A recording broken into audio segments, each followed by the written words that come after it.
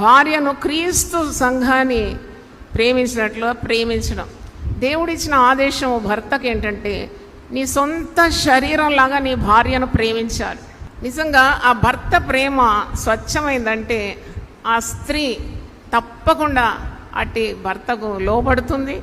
మరి ఆమెకు భర్త మీద గౌరవము పెరుగుతుంది. ఆమె తన పనులన్నీ కూడా ప్రేమతోనే చేయగలుగుతుంది. చాలామంది స్త్రీలు భర్త ప్రేమను అనుభవించలేకపోతున్నారు. కానీ వాక్యానుసారంగా జీవించాలంటే భర్త ఇంటికి నాయకుడు. నాకు కనిపిస్తుంది ఆ కుటుంబం కూడా ఒక చిన్న సంఘం. ఆ సంఘానికి కాపరి భర్త. ఆయన కాపరి అని కూడా పిలవచ్చు, నాయకుడు అని పిలవచ్చు. కుటుంబాన్ని నడిపించే నాథుడు. అతను నడిపించే విధానంలో ఆ కుటుంబము ఉంటుంది. కానీ ద మోస్ట్ సాడ్ థింగ్, చాలా కుటుంబాల్లో పురుషుడు తన స్థాయిని సరిగా ఆక్రమించకుండా, ఆయన బాధ్యతలు సరిగా నిర్వహించకుంటే